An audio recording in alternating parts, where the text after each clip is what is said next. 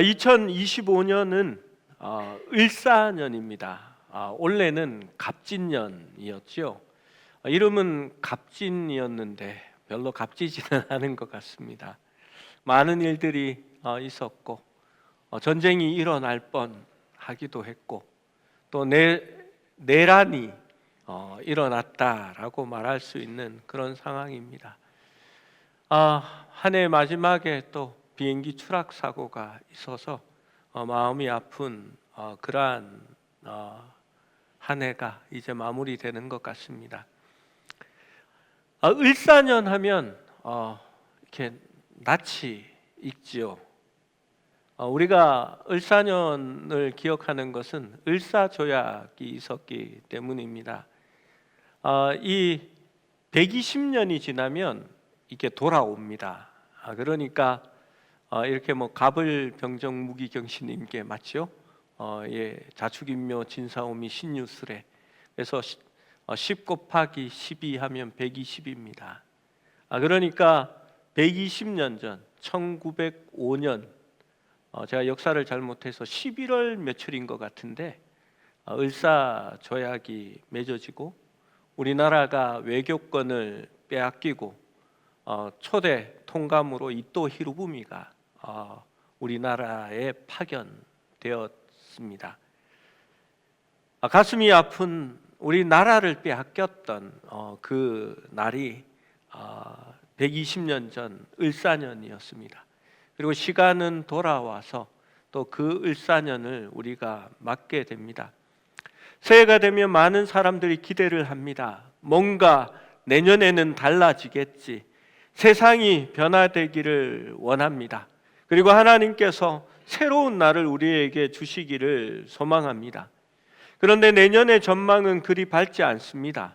실물 경제는 위축되고 또 달러는 고공행진을 할 기세입니다.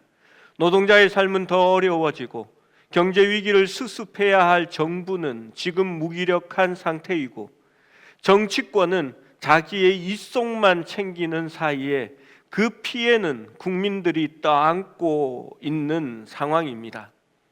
우크라이나와 러시아의 전쟁은 휴전이 아직 되고 있지 않습니다. 여러분, 이 휴전이 큰 문제를 낳습니다. 만약에 러시아가 빼앗은 땅과 크림반도 땅을 그냥 인정해 주면, 나라를 침공해서 땅을 빼앗으면 자기 것이 된다라는 것을 허용하게 되는 겁니다. 그러면 중국과 같은 나라들이 가만히 있겠습니까? 전쟁을 일으켜서 이기고 빼앗으면 나의 것이 된다라고 생각하지 않겠습니까? 그래서 휴전을 하기가 참 곤란한 상황이 됩니다. 여러분, 이러한 상황들이 되면요, 나라들이 군사력을 키워야 합니다. 무기를 사들여야 하고요, 전쟁의 준비를 해야만이 되는 상황이 되어지는 겁니다. 전 세계가 긴장을 하고 화약고가 되어갈 가능성이 커지게 되는 것입니다. 여러분, 지진과 화산의 폭발 주기가 극고조로 이루고 있습니다. 앞으로 10년 안에 무서운 지진이 일어나도 또 백두산과 후지산이 폭발을 해도 이상하지 않다라고 학자들은 이야기합니다. 그뿐만이 아니라 기후 위기로 인한 재해도 한 달이 멀게 뉴스를 통해서 들려오고 있는 시점입니다.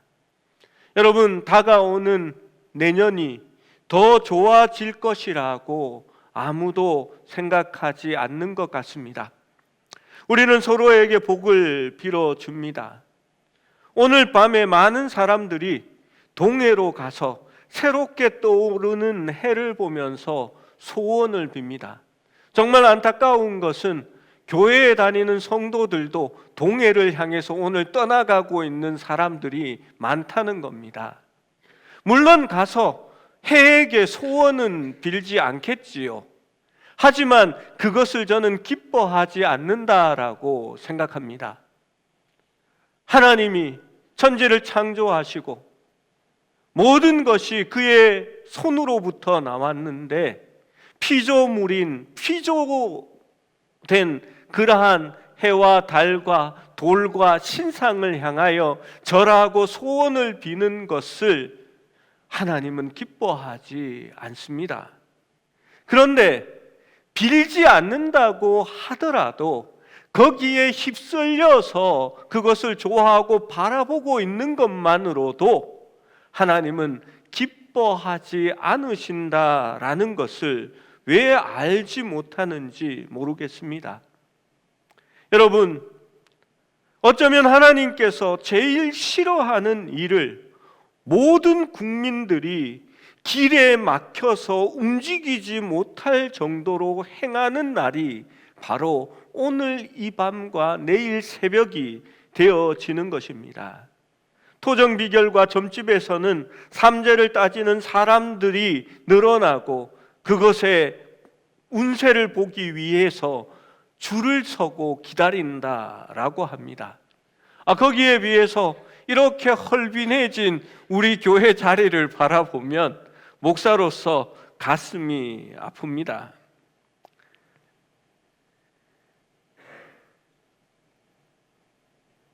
오늘 이 밤과 새벽에 많은 교회들이 점집에서 점을 뽑는 것처럼 말씀을 뽑고 위안을 얻으려고 합니다.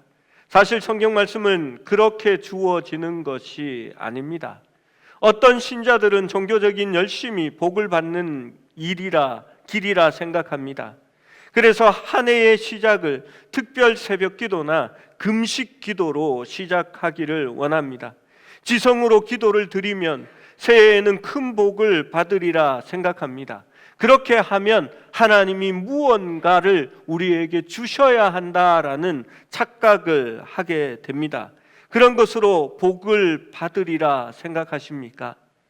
사실 어제나 오늘이나 내일은, 그리고 작년이나 올해나 내년에는 어차피 지나가는 시간이며 그 날짜의 구분은 공전과 자전이 빚어낸 일종의 구분에 불과할 뿐입니다. 제가 ENTJ거든요. 너무 T 같은 생각을 하는지 모르겠습니다. 지구가 태양을 한 바퀴 더 돈다고 해서 세상이 바뀌어지지는 않을 겁니다. 우리가 이 시간에 모여 예배를 드리고자 하는 것은 한 해의 마지막과 시작을 하나님께 예배로 드리고 한 해를 지켜주신 하나님께 감사하며 또한 내년도 하나님 앞에 드리기 위하여 이렇게 모인 것입니다. 오늘 이 본문은 우리가 어떻게 하면 진정한 복을 누리게 되고 하나님의 온전하심을 발견할 수 있는지를 알려주는 말씀입니다. 여러분, 세상은 변하지 않을 겁니다. 오늘 성경 말씀은 세상을 변화시켜 너희에게 주겠다라고 말씀하시는 것이 아니라 오히려 우리가 오직 마음에 새롭게 함으로 변화를 받아라고 말합니다. 여러분, 세상을 바꾸는 것은 세상이 바뀌어져서 확 달라지는 신세계가 내일 아침에 우리에게 오는 것이 아니라 우리가 변화를 받아야만이 세상이 달라진다라고 말하는 것입니다. 여기에서 변화를 받아라는 말은 겉모습만 변하는 체인지가 아니라 본질이 바뀌는 트랜스포메이션을 말하는 겁니다. 안과 밖이 모두 바뀌어지는 겁니다. 이를 위해서 먼저 자신을 하나님이 기뻐하시는 거룩한 산제물로 드려 우리의 삶이 영적 예배가 될 수 있어야 한다라고 성경은 이야기합니다. 여러분, 내년에는 우리가 영적 예배를 드릴 수 있는 그러한 사람이 될 수 있기를 원합니다. 여러분, 산제물이 된다라는 것이 어떤 의미일까요? 제물로 드려지는 것은 죽여서 드려지게 됩니다. 죽어야만 되는데 산제물이라는 말이 무언가 이상한 반어적인 의미를 갖고 있습니다. 여러분, 살아있지만 죽어질 수 있는 제물이 산제물입니다. 어릴 때 외갓집에 갔습니다. 외갓집에 갔더니 마을에 큰 어른의 잔치가 있어서 돼지를 잡는다고 하더라고요.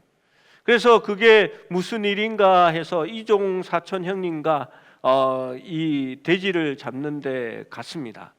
돼지를 잘 묶어놓고 붙들어야 되는데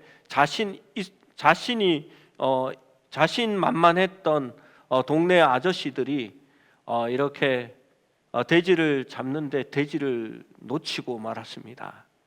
이렇게 죄송한 상황이지만 목에 칼을 꽂고 피를 뿌리면서 돼지 멱다는 소리를 하며 돼지가 막 동네를 할부하고 뛰어다니는데 너무나 공포스럽고 충격적인 장면이었습니다. 제 이종 사촌 형님은 그 장면을 보고 아직도 고기를 먹지 않습니다. 생선만 먹습니다. 산제물이 된다라는 것은 여러분 순종을 전제로 하는 것입니다. 오늘 성경 말씀은 너희가 산제물이 되어야 한다라고 말하는데 여러분 산제물이 되지 않고 제단 위에서 칼 하나 꽂고 피를 쏟으면서 온 동네로 돌아다니는 그러한 제물이 아닌가라고 생각되어질 때가 있습니다. 여러분 구약의 제사는 단순합니다. 제물을 죽이고 불태워 하나님께 드리면 끝이 났습니다. 그런데 살아있는 산제물이 된다는 것은 무슨 의미일까요? 매일, 매 시간, 매 순간 그리고 의도적으로, 의식적으로, 지속적으로, 영속적으로 하나님의 기뻐하는 뜻에 나를 죽인다라는 의미를 갖는 겁니다. 그러한 면에서 그리스도인의 영적 예배는 구약의 제사와 다르게 되는 것입니다. 제물은 그 안에 죽음과 희생을 포함합니다. 그런데 산제물은 살아있지만 무언가를 희생하고 죽이는 것입니다. 우리가 원하는 대로 살 권리가 있다라는 생각을 죽이고 내가 선택한 대로 삶을 살 권리가 있다라는 것을 죽이고 나의 주인은 나라는 생각을 내려놓는 것입니다. 내가 나를 가장 잘 안다는 생각을 죽이는 것입니다. 나를 부인하고 나의 십자가를 지는 것입니다. 우리 자신을 하나님 앞에 드릴 수 있어야 합니다.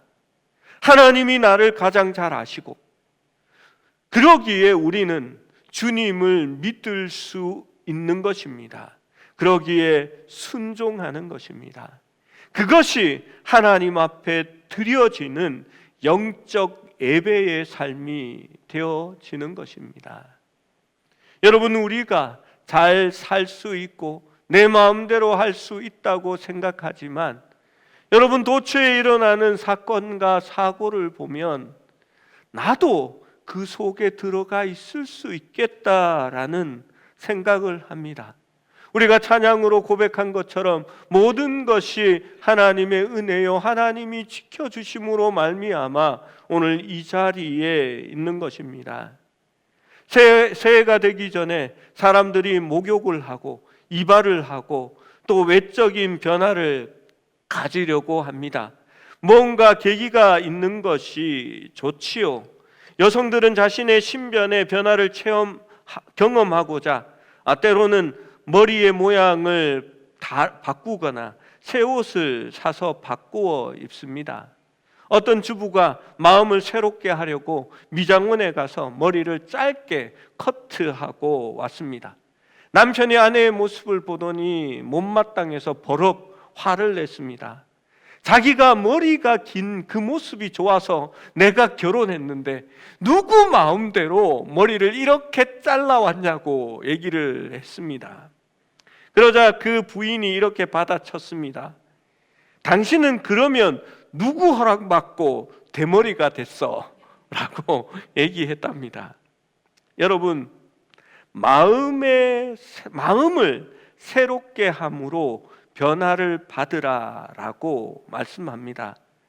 여러분, 여기서 변화를 받으라라는 이 단어는 현재 진행형 수동태의 단어랍니다. 즉 끊임없이 지금도 변화되어져야 한다는 것입니다. 여러분, 내가 변화시키는 것이 아니라 변화되어지는 것이라고 말씀합니다. 벤자민 프랭클린은 당신이 변화되는 것이 멈추어질 때에 당신은 끝이 난 것이다 라고 말했습니다. 이런 변화를 일으키는 분은 내가 아니라 내 안에 성령님이 변화를 일으키는 것입니다. 성령님은 우리의 마음의 변화를 일으키기 위해 말씀을 기억나게 하시고 가르치십니다. 우리 안에서 착한 일을 시작하신 이가 그리스도 예수의 날까지 이루실 것을 우리는 믿습니다. 성령님은 우리 내면에 활동하고 계십니다. 새로운 삶을 그 속에서 불러 일으키시고 내면으로부터 바깥으로 새로운 변화를 이끌어내는 것입니다. 우리가 변화하기 위해서는 우리 속에 거하시는 주님께 집중할 수 있어야 합니다. 그래야 주님의 음성을 들을 수가 있고 주님이 우리에게 말씀하시는 것에 반응할 수 있고 또한 주님과 함께 동행할 수 있게 되는 것입니다. 그런데 오늘날은 주님께 집중하는 것이 쉽지 않습니다. 오락가, 스포츠, 취미, 캠핑, 여행, 예능, 디즈니 플러스, 넷플릭스, 유튜브, 드라마, 웹툰, 웹소설, 이러한 것들이 늘 친근히 우리와 동행하고 있고 우리의 마음속에 그것들이 자리 잡고 있습니다. 여러분, 길거리에 가보고 전철 안을 한번 바라보십시오. 모든 사람들이 스마트폰이나 그 패드에 눈을 꼽고 거기에 마음과 생각이 가 있고 그 자리를 그것들이 차지하고 있습니다. 오늘날 가정생활을 봐도요, 사람들이 집에 도착하면 식구가 따로따로 밥을 먹습니다. 그리고 밥을 먹고 나면 소파에 앉아서 전부 다 스마트폰을 보면서 그렇게 시간을 보내다가 누워서도 스마트폰을 보고 있다가 그냥 잠이 듭니다. 여러분, 가족들과의 대화도 없고 관계도 없어지는 이러한 때에 주님과 함께 동행하고 성령님께 집중할 수 있는 사람들이 얼마나 되어질 것 같습니까? 말씀을 위한 자리와 시간이 여러분의 삶 속에 남아 있습니까?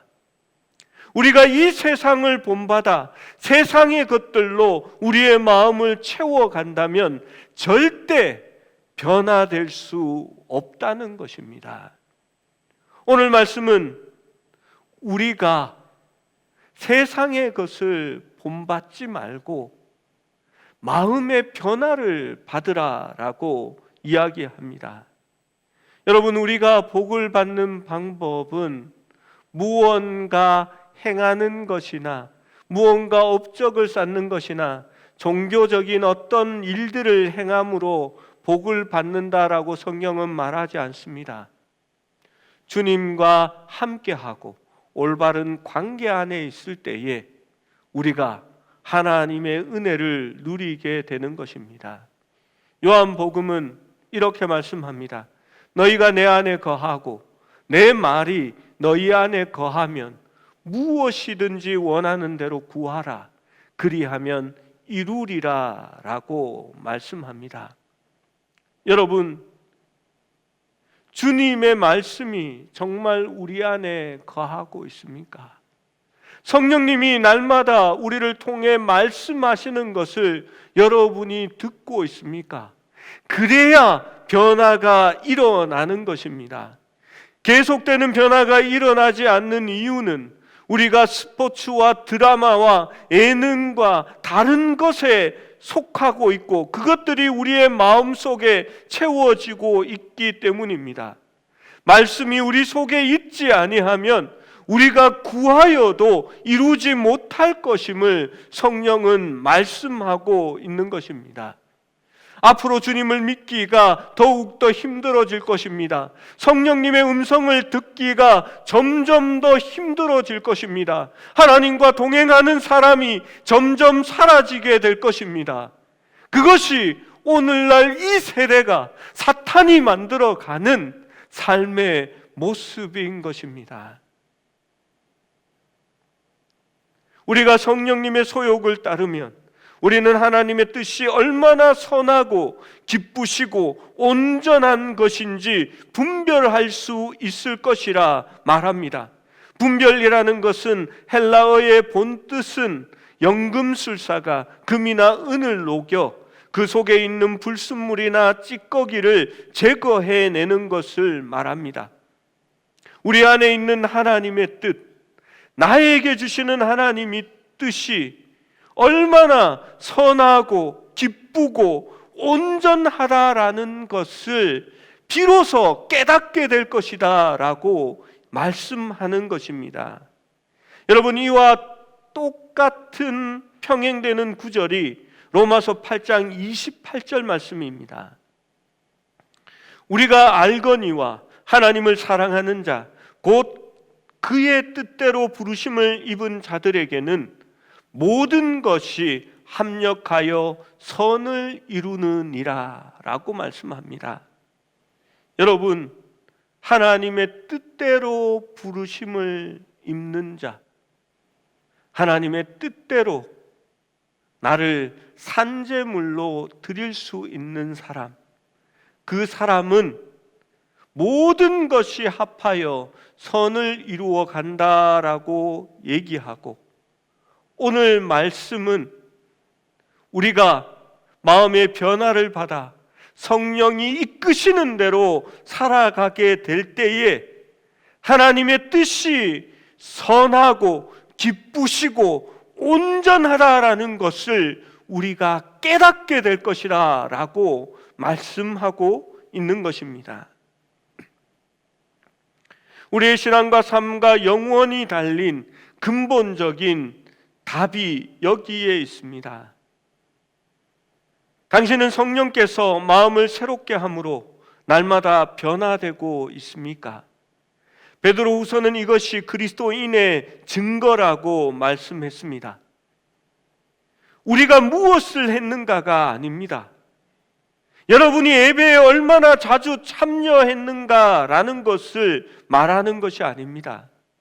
얼마나 교회에서 열심히 일했느냐를 말하는 것이 아닙니다. 당신이 얼마나 도덕적으로 행동하고 실천했느냐가 아닙니다. 율법의 조항을 따져서 내가 그것을 얼마나 지켰느냐를 말하고 있지 않습니다. 새해를 맞아 며칠을 굶고 기도했는지를 말하지 않습니다.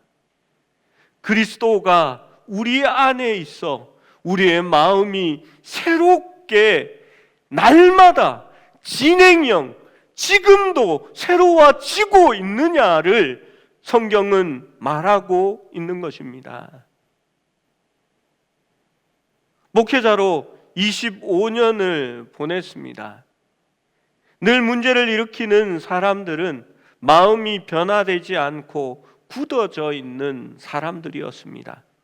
예수를 믿은 지 20년, 30년이 되어도 집사가 권사가 되고 또 장로가 된 것 위에는 달라진 것이 하나도 없습니다. 말도 함부로 하고 성도들에게 상처를 입히고 행동도 함부로 하고 모든 것을 들추어내고 찝어내어서 문제가 아닌 것을 문제로 만들고 긁어 부스럼을 만들어내기 시작합니다. 교회 일을 하려고 하면요, 그 사람이 무언가를 지적하고 또 시비를 걸까봐 스트레스를 받고 힘들고 어려워하게 되는 겁니다. 여러분, 예수의 생명이 있으면 마음의 변화가 일어납니다. 변화가 일어난다라는 것은 성장한다라는 것입니다. 굳은 마음이 아니라 부드러운 마음을 가진다라는 것입니다. 여러분, 교회는 절대 조직이나 제도가 아닙니다. 여러분, 틀에 교회를 가두어 놓고 그 틀대로 하지 않으면 문제다라고 얘기하지 마십시오. 교회는 변화됩니다. 달라집니다. 유동적입니다. 생명이 있습니다. 왜냐하면 제도가 아니기 때문입니다. 교회는 반복하거나 동일하지 않습니다. 습관도 아닙니다. 오히려 늘 새롭게 되고 아침마다 새롭고 끊임없는 변화를 일으킵니다. 교회는 다시 태어나고 도약하며 창조적이고 모험적이고 새로운 꿈을 꾸게 되는 것입니다.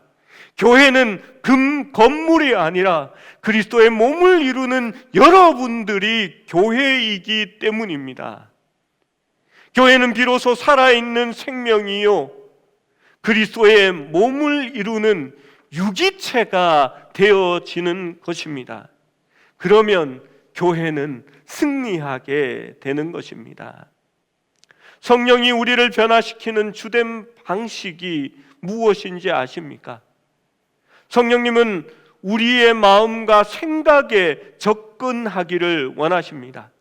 새 언약은 행위를 규제하는 것이 아니라 우리의 마음을 변화시키기 때문입니다. 구약의 율법은 그 법을 지키느냐 지키지 않느냐가 법의 기준이 됩니다.